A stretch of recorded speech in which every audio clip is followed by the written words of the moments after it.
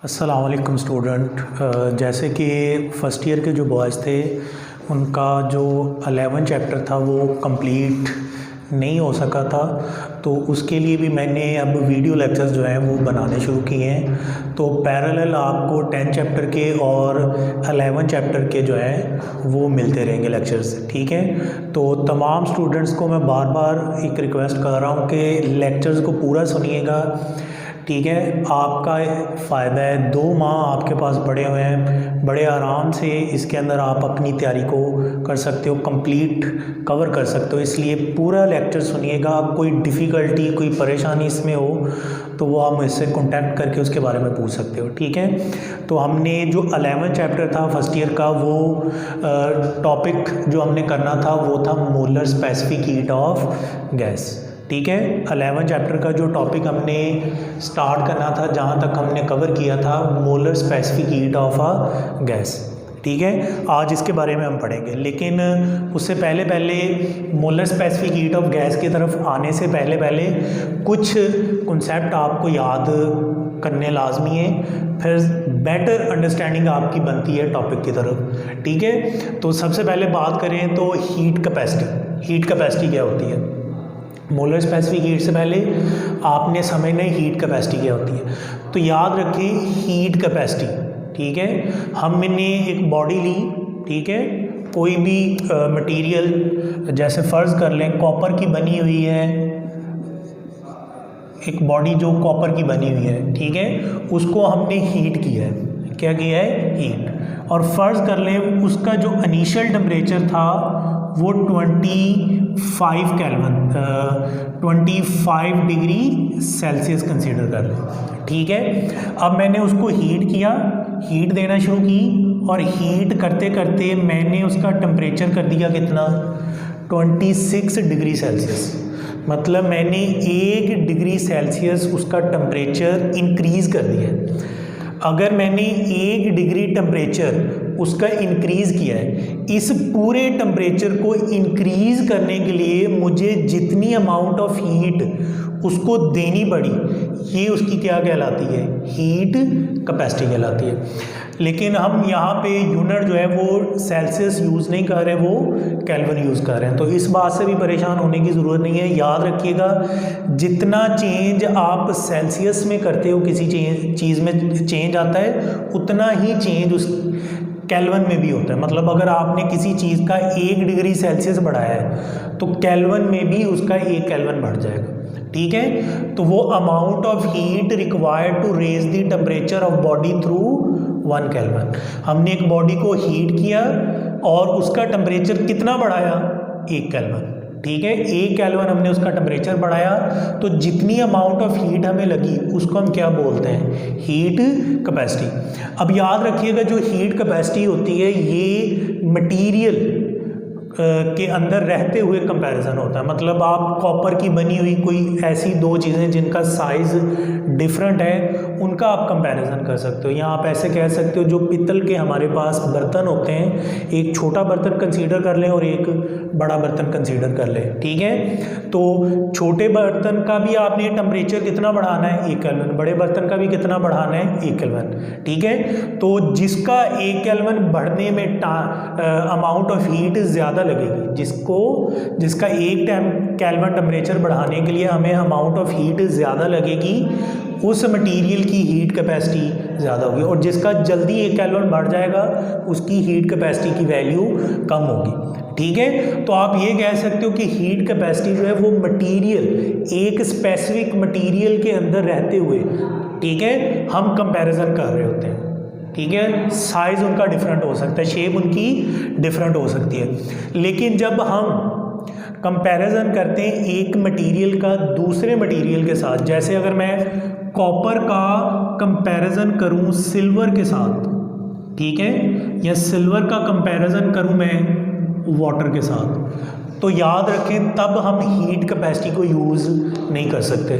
और उसकी एक बेसिक वजह ये भी बनती है कि क्योंकि हीट कैपेसिटी के अंदर अमाउंट, सब्सटेंस की अमाउंट को स्पेसिफाई नहीं किया गया, इसलिए हीट कैपेसिटी की मदद से आप 2 डिफरेंट मटेरियल की उनकी अमाउंट ऑफ हीट को स्टडी नहीं कर सकते, इसलिए फिर आपको सहारा लेना पड़ता है किसका, स्पेसिफिक हीट का।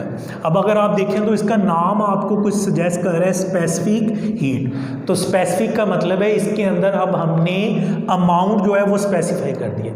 कितनी स्पेसिफाई कर दी है हमने, 1 kg। आप चाहें तो आप 1 ग्राम भी कर सकते हैं, लेकिन हम स्टैंडर्ड यूनिट यूज़ करते हुए 1 kg का यूज़ करेंगे।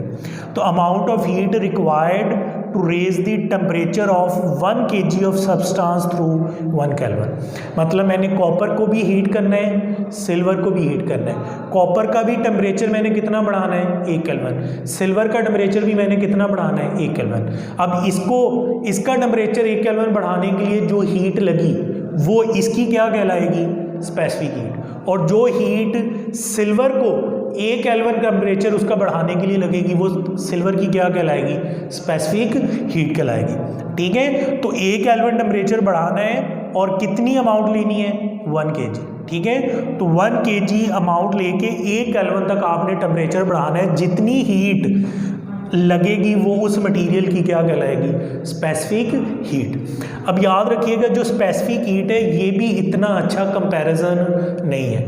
उसकी वजह क्या है, उसकी वजह ये है कि इसके अंदर जो हमने अमाउंट स्पेसिफाई की है 1 kg, ठीक है, हर मटेरियल के 1 kg के अंदर नंबर ऑफ पार्टिकल्स की तादाद सेम नहीं होती, इसलिए ये इतना अच्छा कंपैरिजन नहीं है। और मैं रिपीट कर रहा हूँ कि स्पेसिफिक हीट इतना अच्छा कंपैरिजन नहीं है क्योंकि इसके अंदर हमने जो अमाउंट स्पेसिफाई की है वो केजी स्पेसिफाई की है और 1 kg के अंदर नंबर ऑफ पार्टिकल्स की तादाद सेम नहीं होती। तो फिर हमारे पास अमाउंट ऑफ सब्सटेंस के लिए एक और यूनिट होता है और वो यूनिट क्या होता है, हमारे पास मोल होता है। ठीक है, वो यूनिट हमारे पास कौन सा है, मोल। और अब मोल को लेने का फ़ायदा हमें ये होगा कि हम जानते हैं कि किसी भी मटेरियल के 1 मोल के अंदर जो नंबर ऑफ पार्टिकल्स की तादाद जो होती है वो सेम होती है। और हम सभी जानते हैं कि तमाम मटेरियल्स के 1 मोल के अंदर number of particles Avogadro's numbers के बराबर होते हैं। तो फिर आप इसका नाम देखें तो मोलर स्पेसिफिक हीट, मतलब इसके अंदर हमने मटेरियल की अमाउंट स्पेसिफाई की है लेकिन अब केजी को स्पेसिफाई नहीं किया, अब हमने किसको कर दिया है, मोल। और उसकी करने की वजह क्या थी कि नंबर ऑफ पार्टिकल्स की तादाद इसके अंदर सेम नहीं होती, केजी के अंदर, मोल के अंदर सेम होती है। तो फिर इसकी डेफिनेशन क्या बनती है, the amount of heat required to raise the temperature of 1 mole of substance through 1 kelvin. ठीक है, तो इसका मतलब है आपको इसकी डेफिनेशन के अंदर जस्ट एक लफ्ज़ का चेंज करना है, जहाँ पे 1 kg लिखा हुआ है वहाँ पे आपने उठा के 1 मोल कर देना है, तो वो स्पेसिफिक हीट की बजाय किसकी डेफिनेशन हो जाएगी, मोलर स्पेसिफिक हीट।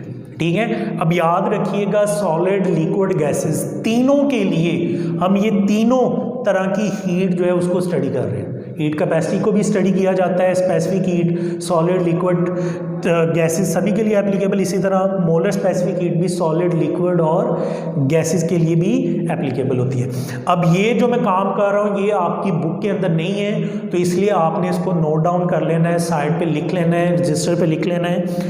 अब जो मोलर स्पेसिफिक हीट है उसका हम फार्मूला बनाएंगे। ठीक है, तो फार्मूला बनाने से पहले हमने ये जो सारी डिस्कशन की है उससे हम 2 रिजल्ट हम निकाल सकते हैं। पहला रिजल्ट क्या है, पहला रिजल्ट ये है कि अगर नंबर ऑफ मोल्स ज़्यादा होंगे तो अमाउंट ऑफ हीट, मतलब 1 केल्विन टेम्परेचर बढ़ाने के लिए हीट ज़्यादा लगे।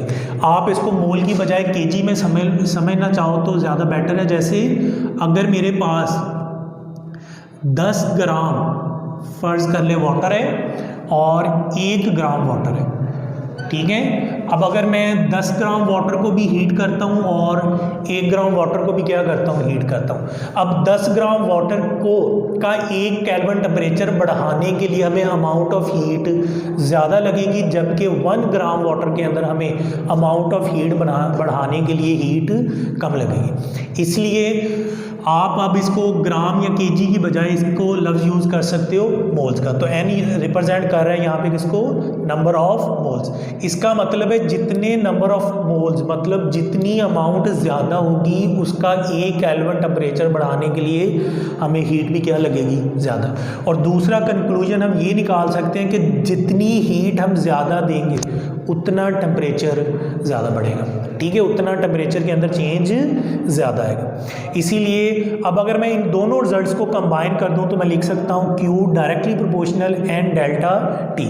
अब ये प्रोपोर्शनैलिटी का साइन है और प्रोपोर्शनैलिटी के साइन को अगर हमने ख़त्म करना है तो हमें इक्वल और कांस्टेंट लगाना पड़ता है, और मैंने कांस्टेंट यहाँ पे लगाया C, और इस कांस्टेंट को हम क्या बोलते हैं, मोलर स्पेसिफिक हीट कांस्टेंट, ठीक है। तो अगर मैं इसकी बात करूं, क्योंकि हमने फार्मूला जो ड्राइव करना था वो मोलर स्पेसिफिक हीट का करना था, तो अगर मैं यहाँ से C को निकालना चाहता हूँ तो N और डेल्टा T को मुझे दूसरी साइड पे जाके क्या करना पड़ेगा, डिवाइड करना पड़ेगा। तो ये हमारे पास फार्मूला बन जाता है कि इसका मोलर स्पेसिफिक हीट का।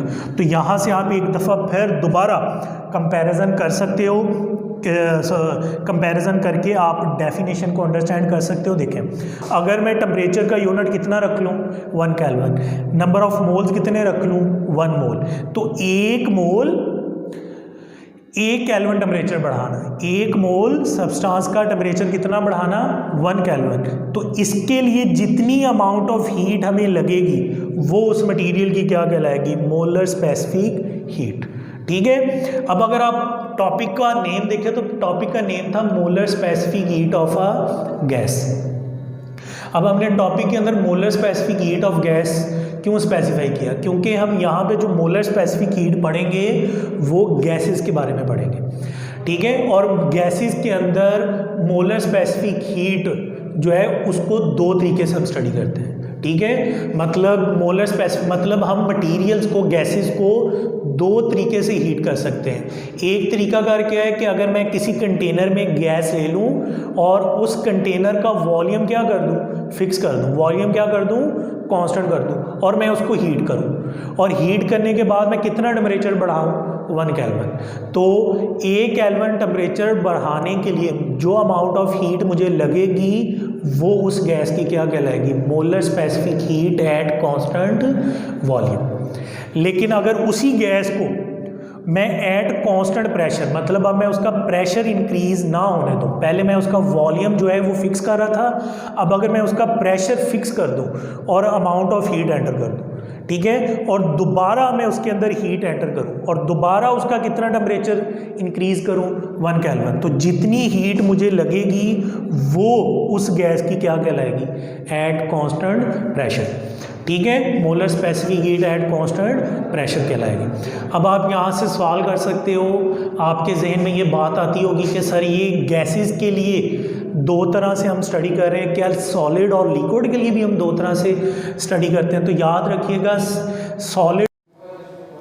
अस्सलाम वालेकुम स्टूडेंट, जैसा कि हम कल फर्स्ट ईयर का 11 chapter topic molar specific heat of gas study कर रहे थे, आज हम उसी का बकिया पार्ट जो है वो देखेंगे। कल हमने देखा था कि जो गैसेस के अंदर मोलर स्पेसिफिक हीट है वो 2 तरह की होती है, molar specific heat at constant volume और molar specific heat at constant pressure. और मैंने कल भी बोला था कि क्या मोलर स्पेसिफिक हीट सॉलिड और लिक्विड के अंदर 2 तरह की होती है, तो मैंने बोला था कि गैसेस के अंदर जो मोलर स्पेसिफिक हीट है वो 2 तरह की होती है, लेकिन लिक्विड और सॉलिड्स के अंदर मोलर स्पेसिफिक हीट 2 तरह की नहीं होती। मतलब आप कह सकते हो कि 2 वे से हम मोलर स्पेसिफिक हीट को हम स्टडी नहीं करते सॉलिड और लिक्विड्स के अंदर, और उसकी बेसिक वजह यही होती है कि जब हम सॉलिड्स और लिक्विड को एट कांस्टेंट वॉल्यूम और एट कांस्टेंट प्रेशर पर रखकर हीट करते हैं तो उनके वॉल्यूम और प्रेशर में चेंज आलमोस्ट सेम होता है। इसलिए जब भी हम सॉलिड और लिक्विड के अंदर स्टडी करते हैं तो हम जस्ट मोलर स्पेसिफिक हीट ही स्टडी करते हैं, जबकि गैसेस के अंदर हमें molar specific heat two way से स्टडी करनी पड़ती है, एट कांस्टेंट वॉल्यूम और एट कांस्टेंट प्रेशर। और हमने molar specific heat at constant volume के अंदर हमने देखा था कि जब हम वॉल्यूम को फिक्स करके, मतलब वॉल्यूम को कांस्टेंट करके चीज़ हीट करते हैं, तो हम देखते थे कि सारी की सारी हीट उसकी इंटरनल एनर्जी बढ़ाने में यूज़ हो जाती थी। जबकि molar specific heat at constant pressure के अंदर हमने देखा था कि जितनी भी हीट हम दे रहे हैं, एक तो वो सिस्टम की इंटरनल एनर्जी बढ़ाने में मदद कर रहा है, प्लस उससे एक्स्ट्रा वर्क डन भी किया जा रहा है। और कल भी मैंने बात ये बोली थी कि जो molar specific heat at constant pressure है वो आपकी ग्रेटर होती है molar specific heat at constant volume से। और पेपर के अंदर एक लॉन्ग क्वेश्चन आता है जिसके अंदर हमें साबित करना होता है कि molar specific heat at constant pressure greater होती है molar specific heat at constant volume से। या ये चीज़ जो हमें है ये ड्राइव करने के लिए आती है, molar specific heat at constant pressure जो है वो ग्रेटर होती है एट कांस्टेंट वॉल्यूम से। और इसी के रिलेटेड हमें पेपर के अंदर एक लॉन्ग क्वेश्चन आता है जिसके अंदर हमें साबित करना होता है Cp minus CV is equal to R। और हम मैथमेटिकली अब साबित करेंगे कि एट कांस्टेंट प्रेशर जो मोलर स्पेसिफिक हीट है वो ग्रेटर होती है molar specific heat at constant volume. जैसा कि हम पढ़ चुके हैं एट कांस्टेंट प्रेशर के अंदर कि जितनी भी हीट हम देते हैं वो सिस्टम की इंटरनल एनर्जी और प्लस एक्स्ट्रा वर्क डन करने में यूज़ हो जाती है। तो याद रखिएगा कि molar specific heat at constant volume के ऊपर किसी भी गैस की जितनी इंटरनल एनर्जी इंक्रीज करती है उतनी ही internal energy at constant pressure के ऊपर भी इंक्रीज करती है। मतलब अगर मैं एक गैस को जिसको एट कांस्टेंट वॉल्यूम के ऊपर रख के हीट कर रहा हूँ तो जितना इजाफा उसकी इंटरनल एनर्जी में एट कांस्टेंट वॉल्यूम के ऊपर होता है उतना ही उसकी इंटरनल एनर्जी के अंदर इजाफा एट कांस्टेंट प्रेशर भी होता है। इसलिए eight constant volume internal energy बराबर होगी eight constant pressure internal energy के।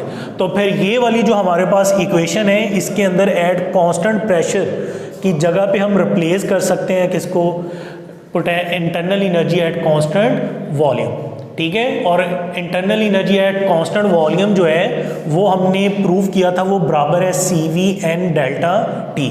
तो फिर हम डेल्टा UP की जगह पे पुट कर सकते हैं CV n डेल्टा T।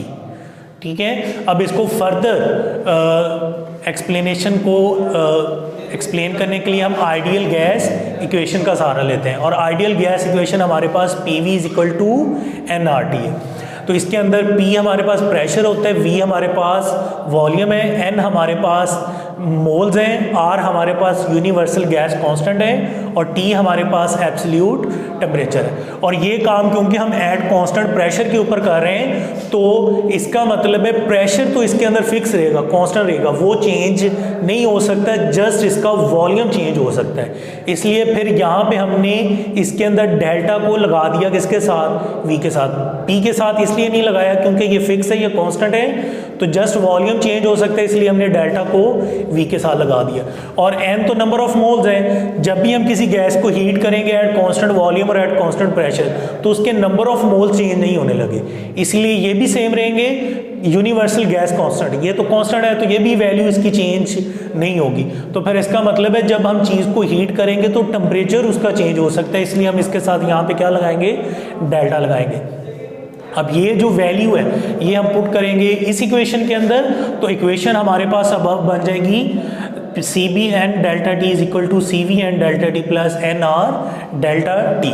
अगर हम गैस का 1 मोल ले रहे हैं तो n इज इक्वल टू 1, तो अगर n इज इक्वल टू 1 है तो इस जगह पे हम वैल्यू रखेंगे n की 1, इधर भी 1 करेंगे, इधर भी 1 करेंगे, तो इक्वेशन रिड्यूस होकर हमारे पास बन जाएगी CP delta T is equal to CV delta T plus R into delta T। अब आप दोनों साइड पे डेल्टा T से आप क्या करेंगे, इसको डिवाइड करेंगे। जैसे डेल्टा T से डिवाइड करेंगे तो ये अबव कटेगा और डेल्टा T इससे कटेगा और ये डेल्टा T इससे कटेगा और इक्वेशन रिड्यूस होकर हमारे पास बन जाएगी CV is equal to CV plus into R। और अगर हम CV को दूसरी साइड पे ले जाएंगे, इधर ये प्लस का है, दूसरी साइड पे जाने पे ये क्या हो जाएगा, माइनस का हो जाएगा। तो CP minus CV is equal to R, और ये हमारा डिजायर रिजल्ट था। तो CP minus CV is equal to बराबर होता है यूनिवर्सल गैस कांस्टेंट से। और ये लास्ट जो हमारे पास ये रिजल्ट आया, इससे भी आप ये देख सकते हैं कि जो एट कांस्टेंट प्रेशर है मोलर स्पेसिफिक हीट वो ग्रेटर होती है molar specific heat at constant volume से।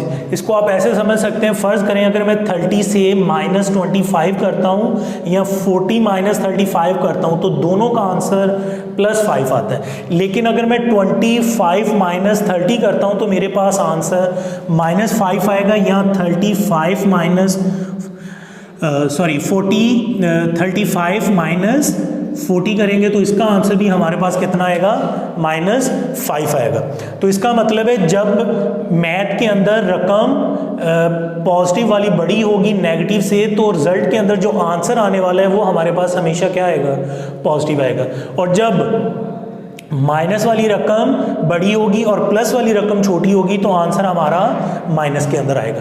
तो आप देख सकते हो कि जो हमारा ये जो कांस्टेंट आ रहा है ये पॉजिटिव है। अगर ये पॉजिटिव है तो इसका मतलब है CP को ग्रेटर होना पड़ेगा और CV को छोटा होना पड़ेगा, तभी आंसर जो है हमारे पास प्लस आ सकता है।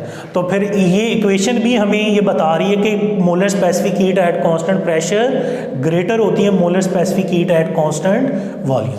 तो आज के लिए इस लेक्चर के अंदर इतना ही, बाकी हम करेंगे इंशाल्लाह नेक्स्ट लेक्चर के अंदर।